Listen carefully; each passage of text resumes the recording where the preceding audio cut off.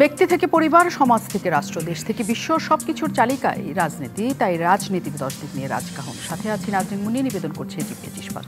সরকারি উচ্চপদস্থ বর্তমান এবং সাবেক কর্মকর্তার দুর্নীতির কাহিনী বিস্মিত করেছে দেশবাসীকে। কোনো কর্মকর্তার দুর্নীতি এতই ব্যাপক যে তার তল খুঁজে পাচ্ছে না কেউ। কেবল নানা বাহিনীর প্রধানদের খবরই নয়, জাতীয় রাজস্ব বোর্ডের সদস্য মতিউর রহমানের সম্পদ হতভাগ করেছে সবাইকে। কেবল দুর্নীতি করতে নয়, দুর্নীতি ঢাকতেও সমান পারদর্শী তিনি। এর আগে চারবার তিনি দুদক থেকে দুর্নীতির বিরুদ্ধে ক্লিন সার্টিফিকেট আদায় করেছেন। দেশজুড়ে ব্যাপক বিতর্ক উঠায় আবারও দুদক তার বিপুল পরিমাণ সম্পদের খোঁজে মাঠে নেমেছে। অভিযোগ আছে, ক্ষমতার অপব্যবহার করে দুর্নীতির মাধ্যমে সম্পদের পাহাড় গড়ে তুলেছেন তিনি। ক্ষমতার অপব্যবহার করে প্রশাসন, আমলা থেকে শুরু করে নানা খাত দুর্নীতির তথ্য আসছে গণমাধ্যমে। তবে শঙ্কার বিষয় হলো, সেই দুর্নীতিকে নানাভাবে ধামাচাপা দেওয়ার তৎপরতাও আছে। ট্রান্সপারেন্সি ইন্টারন্যাশনালের প্রতিবেদন বলছে, গত 16 বছরের মধ্যে বাংলাদেশের দুর্নীতির মাত্রা সবচেয়ে বেশি ছিল 2023 সালে। এমন প্রেক্ষাপটে দুর্নীতিকে বড় ব্যাধি হিসাবে আখ্যায়িত করে অবিলম্বে তার লাগাম টেনে ধরার আহ্বান জানিয়েছেন সংসদ সদস্যরা। আওয়ামী লীগের নির্বাচনী ইশতেহারেও ছিল দুর্নীতির বিরুদ্ধে জিরো টলারেন্সের অঙ্গীকার। কিন্তু সরকারি প্রশাসন কি তা অনুসরণ করছে? কারা বাঁচাতে চাইছে দুর্নীতিবাজদের? আসলেও কি বিচারের আওতায় আনা যাবে তাদের, নাকি সব সম্ভবের এই দেশে দুর্নীতিবাজদের বিচার হবে অসম্ভব? এই নিয়ে আলোচনায় আজ রাজকাহন স্টুডিওতে আছেন এনবিআর-এর সাবেক চেয়ারম্যান মতিউর রহমান, আছেন জাতীয় মানবাধিকার কমিশনের সাবেক চেয়ারম্যান ডক্টর মিজানুর রহমান, এবং আমাদের সাথে আছেন লিগ্যাল অ্যান্ড প্রসিকিউশন বিভাগের সাবেক মহাপরিচালক মইদুল ইসলাম। এবং দর্শক, আপনারা আছেন আমাদের সাথে। অনেক ধন্যবাদ আমাদের সাথে যুক্ত হওয়ার জন্য এবং কৃতজ্ঞতা জানাই অতিথিকে আমাদের সময় দেওয়ার জন্য। আমি শুরুতেই আসতে চাই মতিউর রহমানের কাছে। স্বাগত জানাই রাজকাহনে। একটু আপনার কাছ থেকে ঘটনাটার অতীতটা একটু জানতে চাই। মতিউর রহমান, আপনার অধীনে কাজ করতেন আমরা জানি, তখন আপনি এনবিআর-এর চেয়ারম্যান ছিলেন, আমাদের কাছে এইটুকু তথ্য আছে। এবং আপনি থাকাকালীন অবস্থাতে তার অবস্থা কী ছিল তার জানার আগে, যদি খুব গোপন না হয়, তিনি কত টাকা মাইনের কর্মকর্তা সেটা বলা যাবে কিনা? ধন্যবাদ। আসলে আমাদের মিডিয়াগুলোতে যে অবস্থা হয়, কোনো একটা ইস্যু শুরু হলে ওটা নিয়ে সবাই হুমড়ি খায় পড়ে, তাতে ওই আগেরটা থেমে যায় অনেকটা। যেমন বেনজির যে নজির স্থাপন করলো, সেটা অনেকটা থেমে গেছে এখন। ওই বাইরের থেকে সে কাগজপত্র দিচ্ছে, চিঠি দিচ্ছে। মতিউরের সাথে তো আরও লোকজনের কথাও পত্রিকায় আসতেছে পুলিশের, সেগুলো বেশি লাইমলাইনে আসছে না। মতিউর, আমি যখন চেয়ারম্যান ছিলাম, আমি আরও 2টা টেলিভিশনে অলরেডি এগুলো নিয়ে কথা বলেছি। একটা ব্যক্তি নিয়ে বারবার একই কথা বলতে গেলে মনে হয় যেন আমি তার বিরুদ্ধে প্রচারেই লেগে গেলাম, এরকম একটা খারাপ দেখা যায়। আর তাছাড়া আমাদের দুইজনের মধ্যে ডিফারেন্স তো অনেক বেশি। আমি যখন সেক্রেটারি তখন সে পুস্কে জয়েন্ট কমিশনার। হ্যাঁ, তো সে অবস্থার মধ্যে তারপরও মতিউরের এখানে 2টা অংশ। একটা হইল সে কতটুকু ক্ষমতা এক্সারসাইজ করার ক্যাপাবিলিটি রাখে, একটা। আরেকটা যেটা বললেন, তার দুর্নীতি বা মাইনে কত পেত। মাইনে তো সরকারি স্কেল সবাই জানে। এখানে এখন সদস্য হলে তারা সেকেন্ড গ্রেডের মাইনে হয়তো ৭৮,০০০ বা এটা পায়, যেটা মুখস্থ নেই। আর আমি যখন ছিলাম তখন তো সে জয়েন্ট কমিশনার ছিল। তবে এটা ঠিক, মতিউর আমার সমগ্র চাকরি জীবনের কেরিয়ারে সে আমার দৃষ্টি কেড়েছে। এবং দৃষ্টি কীভাবে কাটে, আমরা দেশে একটা কথা থাকে, এক নাম হলো যাইয়া যে সবসময় ভালো হবে তারও একটা নাম থাকবে, আর যে খারাপ হবে তারও একটা নাম থাকবে। মতিউর ব্যক্তিগতভাবে ব্যবহারের দিক থেকে অত্যন্ত পলিশড, ভেরি পোলাইট। চেহারাটা শুধু নুরানি তা নয়, সে এগুলোতে খুবই ভালো ব্যবহারের অধিকারী। এবং কিন্তু তার ক্ষমতা আমি দেখলাম ওই একটা কথাই রিপিটই হচ্ছে, এটা বলা চলে। সেটা হলো, আমি যখন বদলি করলাম এনবিআরে, আমি আমার নিজস্বত্ব ধরে রাখার জন্য বদলিটা করতাম। আগে আমি হোমওয়ার্ক করতাম, কাকে কোথায় বদলি করব, 1 সপ্তাহ হোমওয়ার্ক করে তারপরে আমি সব মেম্বারদের সাথে বসতাম। আমি এমন সময় মাগরিবের নামাজ পড়ে বসতাম, ঠিক বাড়ি আসার আগে অর্ডার জারি করে দিয়ে বেরোবো, যাতে করে কোনো মন্ত্রী মিনিস্টার থেকে শুরু করে বাইরের চাপ না আসতে পারে। আর সেখানে আমি শুনতাম যে এই পোস্টিংগুলোর জন্য গিয়ে যেটা শুনেছি আর কি আসছে, যে প্রচুর লেনদেনের ব্যাপার থাকে। অতএব আমি এগুলো অ্যাভয়েড করার জন্য বসলাম, ফাইনাল করে দিলাম। তো আমি ওই বদলির কাজ করার সময় আমার মেম্বার সাহেবদেরকে বললাম যে কারো পছন্দ থাকলে কাকে নিতে চান, কে কোথায় দিতে চান বলেন। তো তারা যেগুলো চাইলো আবার কারণ বলবেন কেন নিতে চান, কি কারণে তাকে প্রেফার করছেন। তো যাক, অন্য সবগুলো হইলো মতিউরের ব্যাপারে কেউ কিছু চাইলো না। কিন্তু আমি আমার হোমওয়ার্ক থেকে যেটুকু জানলাম যে মতিউরকে আমি বদলি করব। চিটং থেকে রাজশাহী বদলির কথা বললাম। সবচেয়ে মজার জিনিস, সেটা রিপিটিশন হচ্ছে একই জিনিস, যে এই একটা জয়েন্ট কমিশনার তার বদলির কথা বলতে 4 জন মেম্বার তো সেখানে চেয়ারম্যানের পরে হাইয়েস্ট পোস্ট, 4 জন মেম্বার সাহেব একসাথে বললো স্যার একে বদলি করবেন না, এর বদলি করে আপনি রাখতে পারবেন না, সে ভীষণ ক্ষমতাশালী। একটু বেকায়দায় পড়ে গেলাম না, একটু চেয়ারম্যান হলাম, প্রথম বদলিতে হাত দিতে যাব, এখনই যদি এরকম, আর যদি এখন আমি 2 বেকায়দায় পড়লাম, যদি তাদের কথা শুনি তাদের কাছে আমি একটু ছোট হব, ভাববে আমি ভয় পেয়ে গেছি, তাহলে ওদেরকেও আমি মানাতে পারবো না। আবার যদি না শুনি বললো যে এরকম পারা যাবে না, বলে ঠিক আছে, পারা না গেলে দেখা যাবে, আমি বদলি করে দিলাম। তখন আমি টের পেলাম ইয়েস, যে কত দানে কত চাল যে বলে। এই জয়েন্ট কমিশনার জন্য চিটংয়ের ব্রিগেডিয়ার হাসান নাসির চট করে আমাকে টেলিফোন করলো যে ফরিদ, তখন কমিশনার ফরিদ আহমদ, যে ফরিদউদ্দিনকে এবং মতিউরকে আমাদের ক্লিয়ারেন্স ছাড়া আপনার রিলিজ করা যাবে না। এইবার তো আরও তাজ্য হলো, আমি গভর্নমেন্টের একটা সেক্রেটারি, আর কোথাকার 2 দিনের যুগী বাতের অনেক একটা ব্রিগেডিয়ার আমারে হুকুম করতেছে। আমি বললাম যে এটা কেন বলতেছেন? বলে যে না, ওকে আমাদের দরকার আছে। কি দরকার? যেটা আমি আগে খোঁজ নিয়ে জেনেছিলাম, যে মতিউরকে দিয়ে আমার অন্যান্য অফিসারদের কার কি গলদ আছে, লুফুল আছে, সেগুলো সব এরা বের করবে, এবং মতিউর এটাতে নাকি এক্সপার্ট, যখন যেখানে যেটা হয়। সেই জন্য আমি সরাইলাম, আমার ডিপার্টমেন্ট তো চালাতে হবে, আমি তো লোক ধরে মরতে যাইনি, রেভিনিউ আদায় করতে হবে। আমি রাজি হইলাম না। পরে দেখলাম তারা অর্ডারই করে ফেললো, ওখান থেকে তারা একটা অর্ডার করলো ব্রিগেডিয়ার হাসান নাসিররা, যে তাদের ক্লিয়ারেন্স ছাড়া ফরিদ এবং মতিউর রিলিজ হবে না। আমি বললাম যে ঠিক আছে, আমি বললাম ওদেরকে রিলিজ হও, জয়েন করো, না হলে স্ট্যান্ড রিলিজ করে দেবো।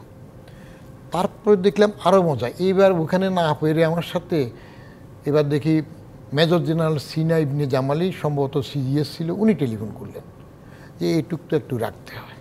বললাম যে অসম্ভব, পারবো না, এটা আমার চেয়ারম্যানশিপের প্রশ্ন। টু মাই আটা সারপ্রাইজ, তখনকার ওদের যে মোটামুটি 3 উদ্দিনের সরকার, মঈনুদ্দিন, মাসুদউদ্দিন, তারপরে ফখরুদ্দিন, এগুলোর মধ্যে দ্বিতীয় ক্ষমতাশালী ব্যক্তি জেনারেল মাসুদ। কেমন, ফখরুদ্দিন তো শিখণ্ডী ছিল, কিছু না। মাসুদও দেখে টেলিফোন করলেন যে এটা একটু রাখতে হয়। আমাদের সম্ভব না। পরে সম্ভব না বলার পর দেখি এবার আর্ম ফোর্সেস ডিভিশন থেকে ইনরাইটিং অর্ডার এসে গেল যে তাকে ছাড়া যাবে না, তারটা ক্যান্সেল করেন। আমার অস্তিত্ব নিয়ে প্রশ্ন, আমি চেয়ারম্যানগিরি করবো না, তাদের তাবেদারি করবো, যে করবো না। তারপরে সর্বশেষ যেটা হইলো, তখনকার 1 নম্বর ক্ষমতাশালী ব্যক্তি মইনিউ আহমেদ, এই মইনিউ আহমেদ নিজে টেলিফোন করলেন আমাকে, চেয়ারম্যান সাহেব আমি তো কোনো তদবির করি নাই, তো এই ছেলেটাকে আমাদের খুব দরকার, আমার চিটং থেকেও বলতেছে, তার আদেশটা একটু ক্যান্সেল করে দেন। মইনুর সাথে এর আগে আমার 2বার বৈঠকও হয়েছিল। আমি বললাম যে ঠিক আছে, আমি সব কিছু করতে পারবো, কিন্তু তার আদেশ বাতিল করতে পারবো না। এই জন্য পারবো না, তাহলে আই ডু নট এক্সিস্ট। একদিন আমার মেম্বারদের কাছে এক্সিস্ট করি না। আর এত কেলেঙ্কারি আপনার লোকজন করছে, আপনার ব্রিগেডিয়ার হাসান নাসির সে অর্ডার জারি করে দিয়ে তার পারমিশন ছাড়া ক্লিয়ার তাকে ছাড়া হবে না, আপনার আর্ম ফোর্সেস ডিভিশন থেকে চিঠি পাঠাচ্ছেন, আমি করব না। এখন আপনি আমাকে বদলি করতে পারেন, আপনি হলেন একক ক্ষমতার মালিক, যদি আপনি পারেন আমারে বদলি করে তাকে আনেন, আমি করব না। তখন মইনিউ এরপরে একটু থেমে গেল, বলে যে আচ্ছা ঠিক আছে, আমি আপনার সাথে পরে কথা বলবো। পরে আর উনি কথা বলেন নাই, কিন্তু মতিউর আমার অফিসে দূরাচ্ছে। আমাকে অন্যেরা একটু লাইট দিল, স্যার একবার কোনো রকম আপনার রুমে যদি সে দেখা করতে পারে তাহলে হি উইল গেট ইট ডান।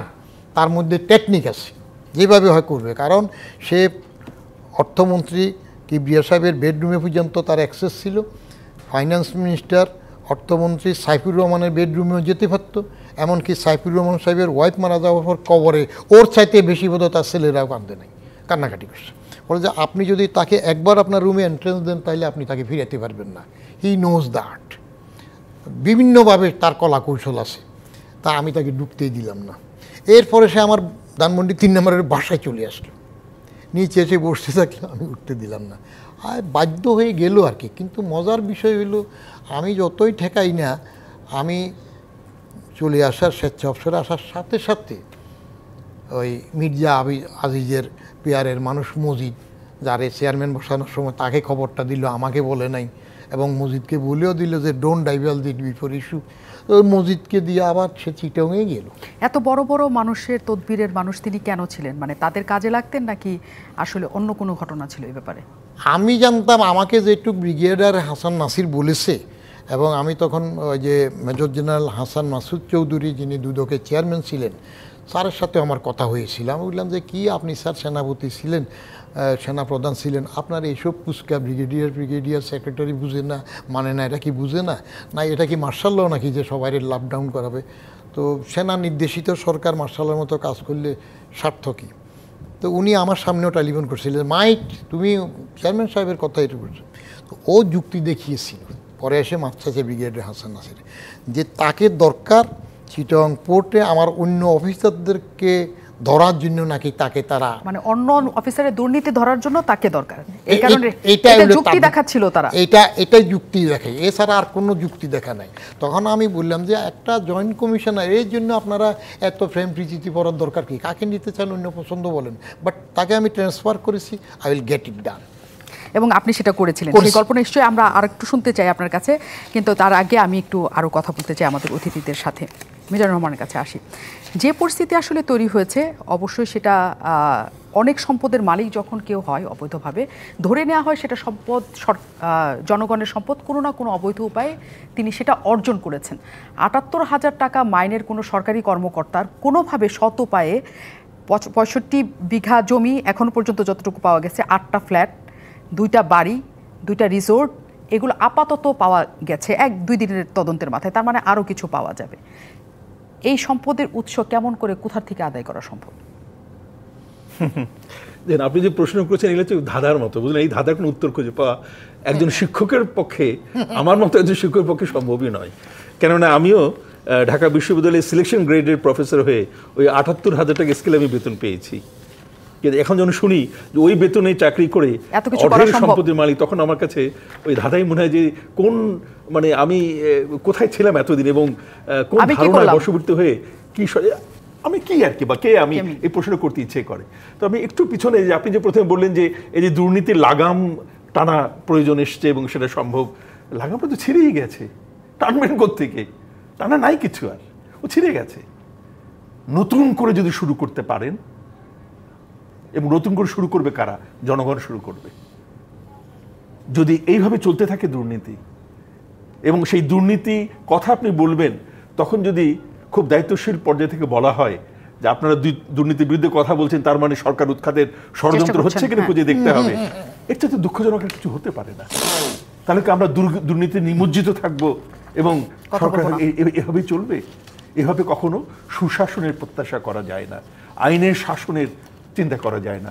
আর যখন আইনের শাসন দুর্বল হয়ে যায়, উবে যায়, তখনই কিন্তু এরকম অবস্থার সৃষ্টি হয়। সেটি কিন্তু আমাদের মনে রাখতে হবে। সুতরাং এগুলোর উৎস জানেন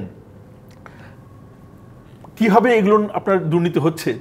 ওই যদি আপনার ছাগলকাণ্ড, বকরিকাণ্ড, গরুকাণ্ড না হয়, তখন কোনো কিছু জানা যায় না। এখন আপনারা আছেন, আপনার মিডিয়ার মানুষ যারা সাংবাদিক রয়েছে, এই তাদের অন্তপক্ষে আমি তো তাদেরকে সাধুবাদ জানাই যে অন্তপক্ষে তারা আমাদেরকে মাঝে মাঝে একটু জানতে দেন যে আমাদের চারপাশে কি ঘটছে। আমি আপনাদেরকে একটু কথা বলি, দেখুন, আমি ওনার সামনে ওনার প্রশংসা করতে চাই না, কিন্তু আমি কথাটা বলছি যে হি ওয়াজ চেয়ারম্যান অফ এনবিআর। ওনার ছেলে আমার সরাসরি ছাত্র আইনের, এবং ছাত্রাবস্থায় আমি যখন পরে, তখন বিশ্ববিদ্যালয়ে, তখন ওনার ছেলের বিয়ে হয়। এবং আপনি জানেন যে বিয়ের অনুষ্ঠান এনবিআর এর চেয়ারম্যানের ছেলের বিয়ে। ধানমন্ডির একটা চাইনিজ রেস্তোরাঁয় অর্ধেকটা ভাড়া নিয়ে উনি ছেলের বিয়ে দিলেন। আমি সেখানে আমার স্ত্রীকে বলেছিলাম, এটা কি বাংলাদেশ? এনবিআর এর চেয়ারম্যানের ছেলের বিয়ে একটা ছোট্ট একটা রেস্টুরেন্টের অর্ধেক ভাড়া করে সেখানে হচ্ছে। আই কুডন্ট বিলিভ মাই আইজ। সে মানুষটা কি থাকতে দিয়েছি আমরা? তাকে কি স্বীকৃতি দিয়েছি? তাই যেখানে ভালোর স্বীকৃতি নেই, সেখানে দুর্নীতি রন্ধ্রে রন্ধ্রে ছড়িয়ে পড়বে, এটাই তো প্রত্যাশিত, এটাই তো হতে পারে, এটাই স্বাভাবিক। এবং জনগণের আসলে যে জায়গাটাতে এটা মনে হচ্ছে যে এই দেশে যতখানি উন্নয়ন দরকার ছিল, তাদের যতখানি উন্নয়ন দরকার ছিল, কিছু মানুষের জন্য সেটা হচ্ছে না, এবং সেই দায় এইসব মানুষেরই। তারা চায় যে এদের একটা উপযুক্ত শাস্তি হোক, যাতে অন্য কেউ সামনে না হয়। কিন্তু উপযুক্ত শাস্তি হওয়ার সম্ভাবনার জায়গা, মানে কিছু বলতে চাইছিলেন? আমি বলতে চাইছি, দেখুন আমরা কিন্তু মাঝে মাঝে এর মধ্যে একটা কিন্তু বাংলাদেশের অবস্থা সৃষ্টি হয়ে গেছে যে আমরা কিন্তু দুর্নীতির কথা বলছি কিন্তু ব্যক্তি বিশেষের। হ্যাঁ, কিন্তু এমনভাবে এখন আমাদেরকে উপস্থাপন করা হচ্ছে যে যেন প্রত্যেকটি ইনস্টিটিউশন যেন দুর্নীতিগ্রস্ত হয়ে গেছে, অ্যাজ ইফ আমরা যেন সম্পূর্ণ পুলিশ বাহিনীর বিরুদ্ধে দুর্নীতির অভিযোগ আনছি।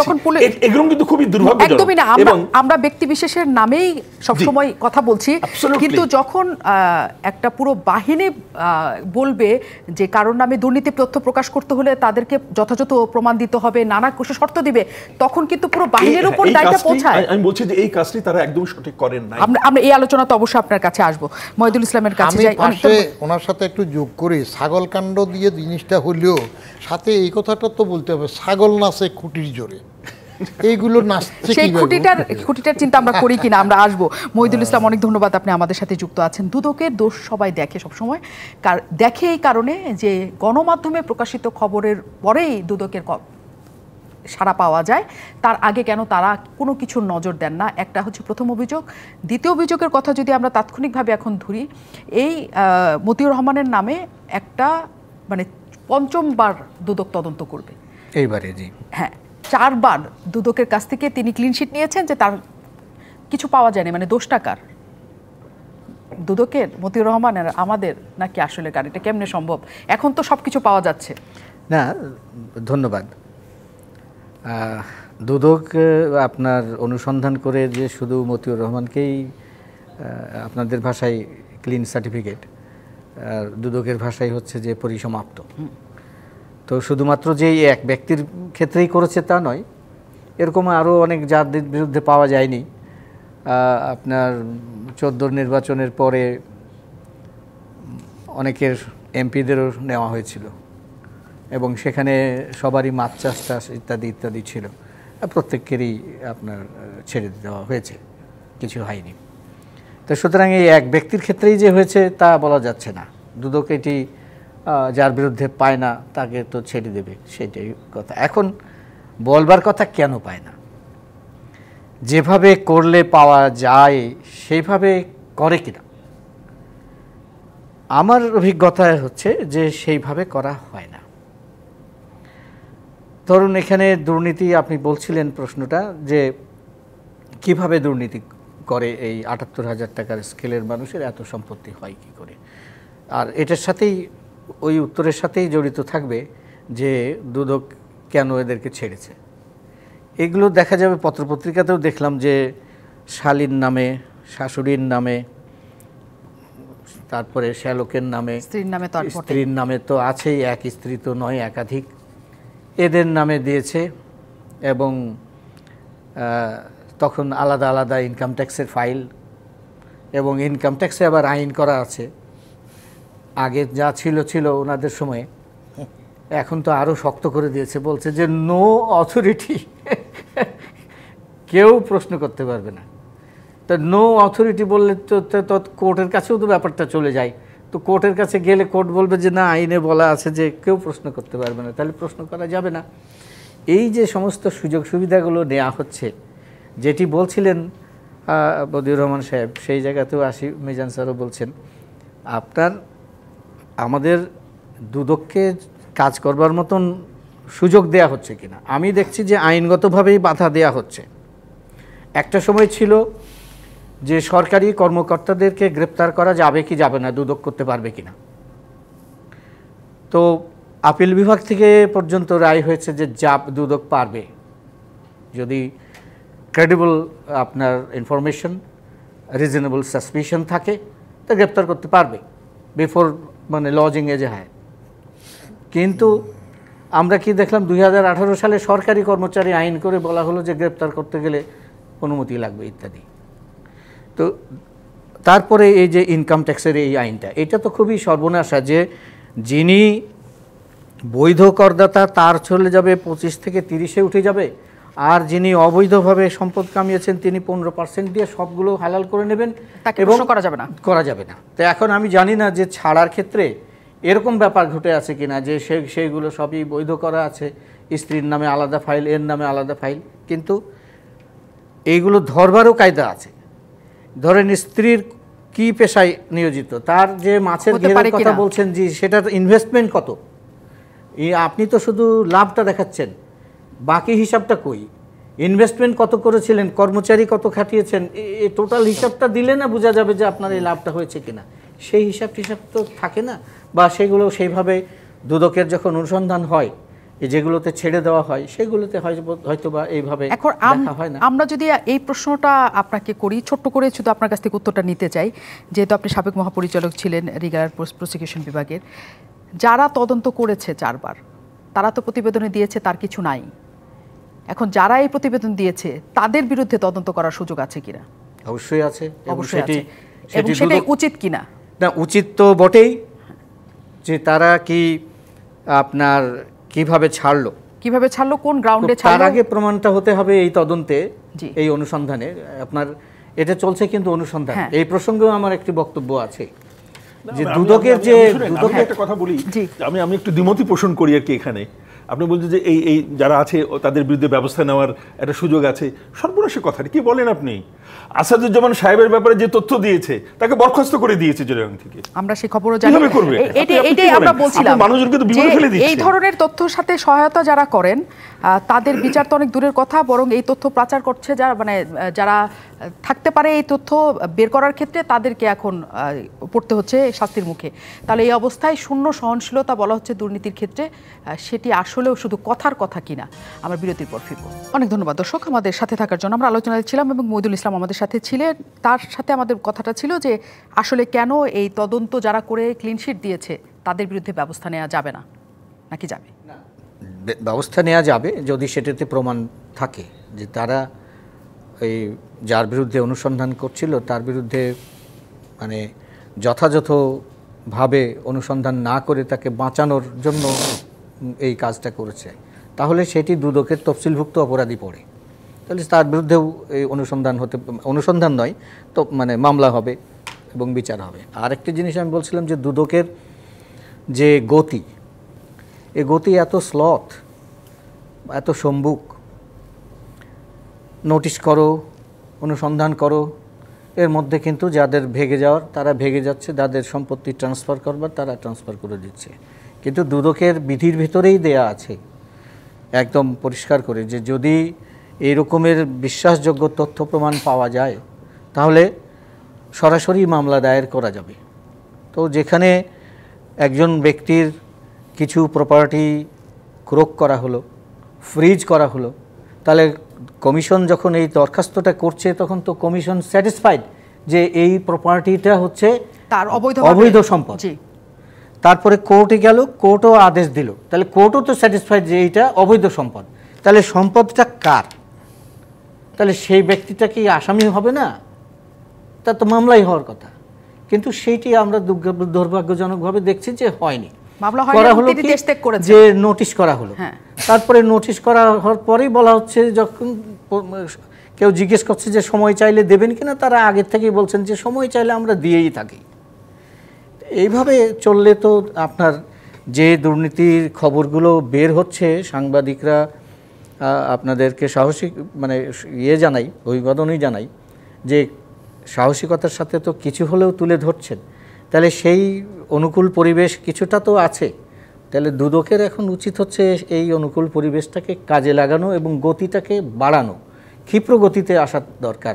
দুদকের বিধিমালাই যেখানে আছে, তারপরে আপিল বিভাগের একবার না কয়েকবারের সিদ্ধান্ত আছে যে সম্পদের কারোর বিরুদ্ধে জ্ঞাত আয় বহির্ভূত সম্পদের মামলা করবার জন্যে এই সমস্ত সম্পদ বিবরণী নিয়ে টানা হেঁচড়া করবার কোনোই প্রয়োজন নেই, সরাসরি মামলা করা যাবে। সেই সিদ্ধান্ত আপিল বিভাগ কয়েকবার বলেছে, অথচ আমরা এই সম্পদ বিবরণী এই চলতে দেখি। এটা কি শুরুতে তাকে বিদেশ যাওয়ার নিষেধাজ্ঞা দেওয়া সম্ভব ছিল কিনা দুদক? হ্যাঁ ছিল, তারা কারণ যখনই আমি বলছি যে যেই স্যাটিসফ্যাকশন নিয়ে আপনি ক্রোক ফ্রিজের দরখাস্ত করতে গেছেন, এই স্যাটিসফ্যাকশন এনাফ ছিল, গ্রেপ্তার করার পাওয়ার ছিল, মামলা করার কথা ছিল, সবগুলোই করার কথা ছিল, কিন্তু কিছুই হয়নি, কিন্তু সেগুলো হয়নি। এবং আমরা যখন জানি তখন আসলে দেশের বাইরে সবাই সেটাই বলা হচ্ছে এবং এই অবস্থায় চলছে। বদিউর রহমান, যে সততার কথা সবসময়ের জন্য আপনি বলে গেছেন, আপনি নিজে সৎ থাকার চেষ্টা করেছেন, রাজস্ব বোর্ডের বেশিরভাগ কর্মকর্তাদের ক্ষেত্রে এই বিশ্বাসের জায়গাটা আসলে নাই। এবং যে পরিস্থিতি আসলে তৈরি হয়েছে, আপনি বলছিলেন যে মতিউর রহমানকে দরকার অন্য কেউ দুর্নীতি করছে নাকি সেটা দেখার জন্য, কিন্তু মতিউর রহমান দুর্নীতি করছে কিনা সেটা দেখার কোনো সুযোগ ছিল না? সেটা দেখার তো সুযোগ ছিল। আমি তো মতিউর রহমানের দুর্নীতির ব্যাপারটা দেখতে যাইনি, আমি তখন বদলিতে তার ক্ষমতাটা দেখলাম। মতিউর রহমানের দুর্নীতি নিয়ে সাপ্তাহিক শীর্ষ কাগজ কিছু রিপোর্ট করেছিল এবং সেখানে তার বা তার স্ত্রীর মাছ চাষ এই ফ্যাক্টরটাও আসছিল, ওরা কীভাবে ম্যানেজ করেছে আর কি, রিটার্ন কালেক্ট করেছে। তো সেগুলা রিপোর্ট করার পরে মতিউর রহমান প্রেস কাউন্সিলে মামলা করে দিল। প্রেস কাউন্সিলে তখন চেয়ারম্যান ছিলেন মরহুম বিচারপতি কাজী এবাদুল হক সাহেব যথাসম্ভব। তো প্রেস কাউন্সিল সমস্ত কিছু শুনল, এই বেচারা শীর্ষ কাগজের একরামূলক যত কাগজপত্র মতিউরের বিরুদ্ধে দেখাইল, কোনোটাই প্রেস কাউন্সিলকে সন্তুষ্ট করতে পারে নাই। বরং প্রেস কাউন্সিল সন্তুষ্ট হইল মতিউরকে যেন এইভাবে হয়রানি না করে, একে সতর্ক করলো। তো তখন তো আমি চাকরিতে চলে আসছি, তখন আমি আরেকবার টের পাইলাম, yes he is a good manager এবং হি ইজ ক্যাপেবল, ম্যানেজ করতে পারে, যেভাবেই কাকে হোক কীভাবে হোক ম্যানেজ করতে পেরেছে। তো নাহলে এই ডকুমেন্টারি এভিডেন্স দেওয়ার পরে যে মাছ চাষে যে প্রশ্ন উঠলো, কত মাছ চাষ করলো, কত ইনভেস্টমেন্ট হলো, সেখানে কী হলো, সেগুলোর ডকুমেন্টারি সে তার রিটার্ন থেকে কিছু কিছু কাগজপত্র দিয়েছিল, যেটা হলো, কিন্তু কিছু হয়নি। এখন আপনি যেটা বলছেন দুর্নীতি মতিউর রহমানের দরুক বা অন্যের দরুক, বা আমাদের যেসব সচিব ভুয়া সার্টিফিকেট দিয়ে চাকরি বেশি করছে, তারপরে যারা ওই মুক্তিযোদ্ধার বন্ধুদেরকে দেওয়া মেডেলের মধ্যে সোনা দেয় না, এইসব খাত দিয়ে দিয়েছে, আলটিমেট নেট রেজাল্ট কী হচ্ছে? কেউ তো ভুগছে না, কেউ তো ধরা খাচ্ছে না, তাদের তো ক্ষতি হচ্ছে না। তো ক্ষতি না হলে কি হচ্ছে? আমি তিনটা বিষয় দুর্নীতির বিষয় দেখি। একটা হইল রাষ্ট্র দুর্নীতিকে পোষণ করতেছে, রাষ্ট্রের আইনের ফাঁক করে, রাষ্ট্রের নির্লিপ্ততায় এটা বাড়তেছে, তাইলে আপনি ধরবেন কীভাবে? আরেকটা হইল সামাজিক প্রতিরোধ। আমরা 50-এর দশকের শেষের দিকে, 60-এর দশকেও দেখেছি, মোটামুটি দুর্নীতি করলে কেউ ঘুষ টুস খায় জানলে ইভেন কি সামাজিকভাবে তার মেয়ের বিয়ে, ছেলের বিয়েতে যেত না, বলতো যে ও ঘুষখোর, তার রেপুটেশন খারাপ, আমরা যাব না। মোল্লা মৌলবি তো যেতই না। এখন কিন্তু তার সেখানে দাওয়াত আরও বেশি নেই, কারণ মোল্লা মৌলবি গেলে সে হাদিয়াভাবে আবার আমারে ধর্মের বিরুদ্ধে না বললে আর একটা ঝামেলা, সব তো খেপে যায়, অন্যেরাও যায়। কারণ এই দুর্নীতি করলে তো পকেট থেকে অন্যদের গরিবের টাকাও দিতে পারে বেশি, সবটা আছে, এমপি হইতে পারে, মন্ত্রী হইতে পারে, কারণ এখন খাই খরচা বেড়ে গেছে না সব। তো সেই জন্য সমাজ মেনে নিচ্ছে এবং সমাজের যে নৈতিক পতন ঘটেছে সেটা হলো, আমি যেটা দেখি গ্রামের রাস্তায় সব তো পাকা রাস্তা হয়ে গেছে, উন্নয়ন হয়েছে, বড় প্রাডো হামার তোমার গাড়ি একটা গেলে ওরে চিনিও না কেউ, কিন্তু সব দুমড়ি খেয়ে এসে তারা সালাম দেয়, তাহলে সমাজ মেনে নিচ্ছে। তাহলে রাষ্ট্রের ফাঁক ফোকরে চলে যাচ্ছে, সমাজ মেনে নিচ্ছে। আর বাকি থাকলো কি? ধর্মীয় অনুশাসন বা নৈতিকতা, তা যদি থাকতো তাহলে তো কোনো আইনই লাগতো এবং কোনো কিছুই নাই আমাদের, এবং এই তিনটার একটাও আমরা দেখতে পাচ্ছি না, দেখে এই অবস্থা। এবং আপনি বলছেন যে আসলে খুঁটি কোথায়, খুঁটির জোরটা কোথা থেকে আসে, সেটা কিন্তু আমরা এখনও পর্যন্ত আলোচনাতে শেষ পর্যন্ত যেতে পারিনি। অধ্যাপক ডক্টর মিজানুর রহমান বলছিলেন একসাথে যে আমরা যখন এককভাবে কাউকে দায়ী করি, যে পুলিশ প্রধান যদি ইয়ে করে থাকে সেটা তার একক দায়িত্ব, এর জন্য পুরো পুলিশ বাহিনী কখনোই আমরা অপরাধী বলি না, তাদের অনেক ভালো কাজ আছে এবং সবাই নিশ্চয় এটা না। কিন্তু পুলিশ বাহিনীর পক্ষ থেকে যখন সেই দায় নেওয়া হয় এবং বলা হয় যে কোনো কিছু ছাপাতে হলে তাদেরকে অনেক কিছু জানাতে হবে, তখন কি তারাই এই ঘটনার মধ্যে চলে আসলো না? হ্যাঁ, মানে আমি খুব দুঃখজনকভাবে হলেও এটি সত্য যে ওনারা নিজেদেরকে কিন্তু সর্বনাশের পথে ডেকে এনেছেন, যেটা একদমই দরকার ছিল না। একজন ব্যক্তি সে অসৎ হতে পারে, কিন্তু ব্যক্তির অসততার দায় কেন পুরো একটা বাহিনী বা ইনস্টিটিউশন কেন নেবে? এটা নেওয়া উচিত ছিল, তাদের এই বোকামোর কোনো দরকার ছিল না।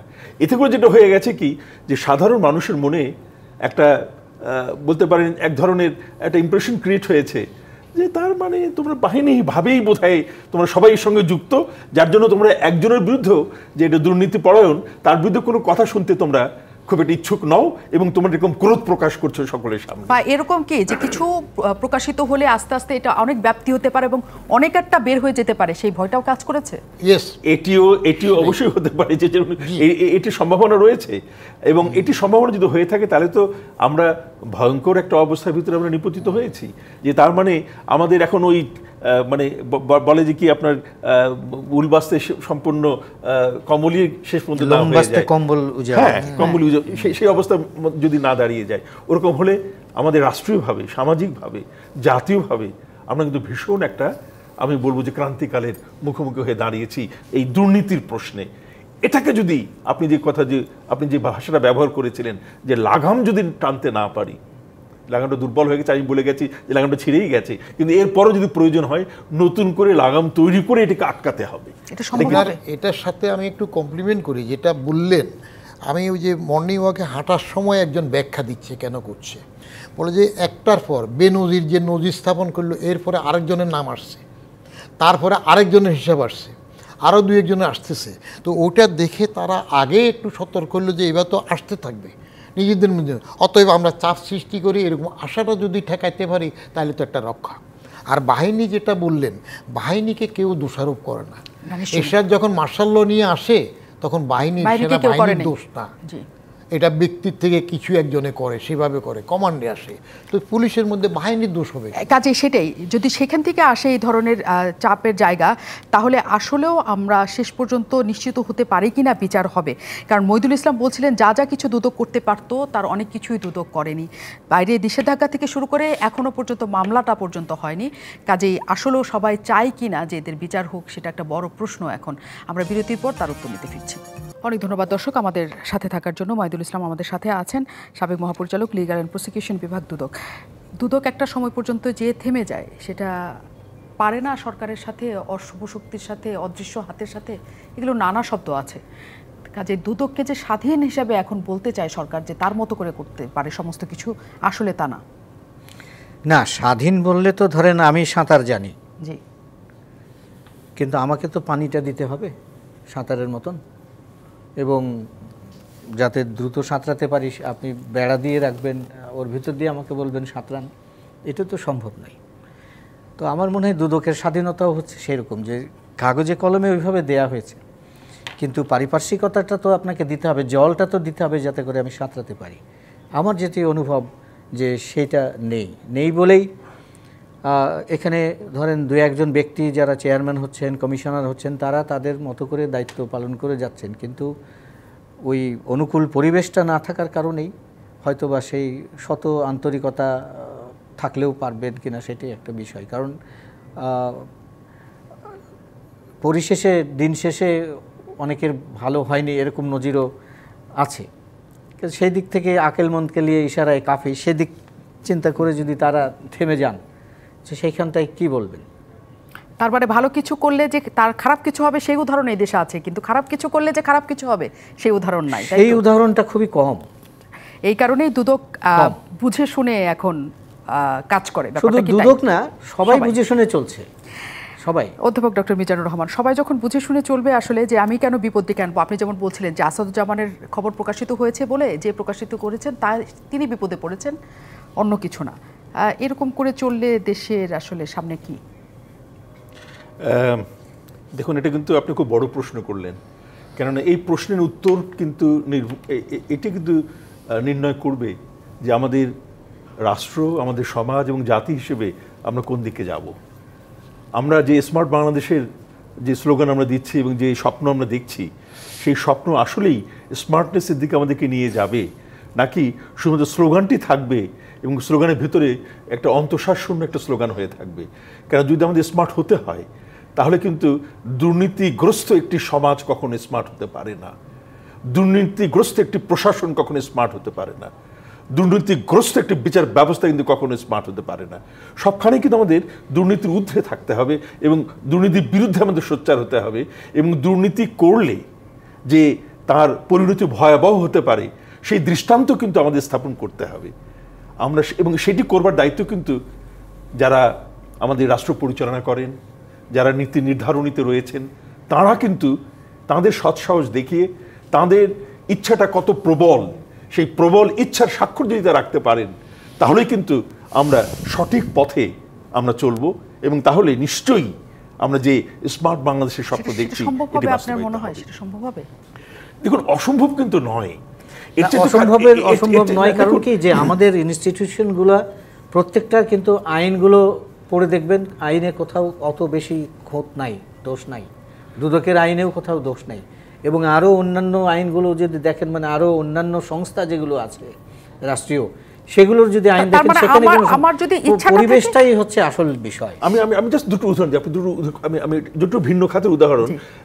আপনার ব্রাজিল, রিও দে জেনেরো এবং মেক্সিকো সিটি, আপনি কল্পনা করতে কিরকম অপরাধ প্রবণ শহর এই দুটো ছিল, এবং কি অপরিচ্ছন্ন এবং মানে প্রতি দুর্গন্ধময় একটা শহর ছিল এই দুটি। সেই দুটোতে আপনি যদি দেখেন, তাহলে শুধুমাত্র দ্য স্ট্রং উইল পাওয়ার নিয়ে একজন মেয়র, সিটি মেয়র কিভাবে পরিবর্তন নিয়ে এসছে, সেটা সেদিকে আশ্চর্য হতে হয়।